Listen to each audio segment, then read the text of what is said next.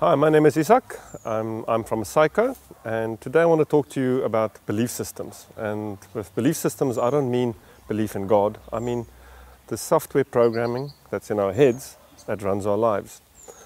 Most of our programs come from the age of 0 to 7, and these are beliefs that you pick up from your parents.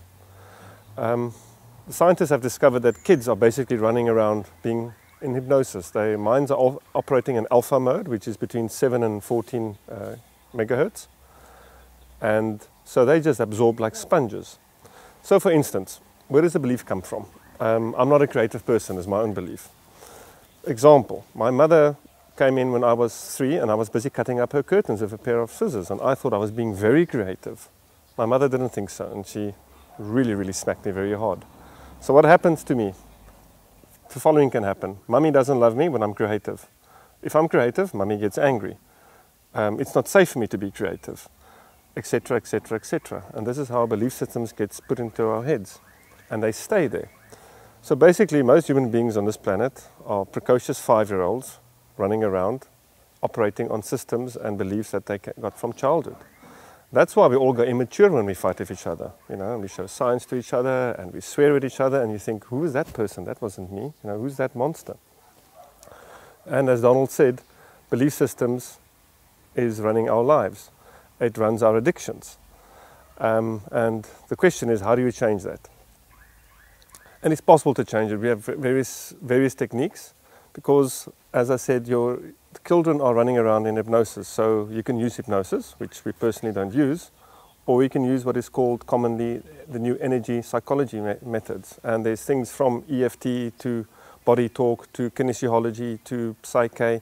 There's a plethora of modalities out there. But the stuff goes straight to your subconscious where the belief systems are. And as Donald said, your brain is like a groove, right? It's like a path that animals walk to the water day in, day out. And our minds work the same way. That's how you can drive somewhere and realize, I don't know how on earth I got here. You drove on automatic. That's how people, when they're drunk, can drive. Their bodies know how to drive. Our brains are extremely lazy, okay? So if you have a belief system or a thought or operating mechanism or a way of looking at life, your brain will carry on doing that because it's been trained, it's lazy, and it's easy. So if you want to think that life is hard and money is something difficult to come by, so basically we are biological computers running around on this planet with software programming that we got from our childhood and our parents. So if you have parents who struggle through life, you will look at them and monkey see, monkey do. That's how children learn. And we copy them. So we go through life thinking life is difficult. And I can't come and tell you it's not difficult because your programming will tell you it's difficult. And the quantum universe and the quantum mechanics shows us what you focus on, the observer, affects the reality around them. So if you have a belief system, life is difficult, you will attract difficult situations in your life, difficult relationships, difficult jobs, whatever. Science now is bringing more and more proof that this is the way reality actually operates. That what we focus on and what we really believe sends out an energy, and the outer world is a reflection of our inner world. That's one way of putting it. There are many ways of changing beliefs. Affirmations is one, but as they say in German, there's a very quaint German saying, and I'm going to say it in German. Es ist wie Schlagsahne auf Scheiße. Loosely translated, that is saying putting whipped cream on top of shit. So you can do positive affirmations, yes, they will work. But as Donald keeps saying, we go to the root of the cause. You've got to look at the negative underlying belief system, the BS, bullshit, that is running your biological computer, this person sitting here. So I can say 20 times a day, yes, I'm a good person. But if my belief is I'm a bad person and I should feel ashamed, then it doesn't matter how many times I have a positive affirmation. I must also remove the negative one. And like Caroline May said, yes, we're addicted, so we can get addicted to more positive things. So most of us are addicted to the negative. I think that's the nature of living on this planet. We focus on negative. You know, somebody will write on the board 1, 2, 4, 5, and we all point out immediately, hey, you forgot 3. We won't compliment them for getting 1, 2, 4, and 5 right. We'll point out the mistakes. So everybody, including myself, we are hypocritical people.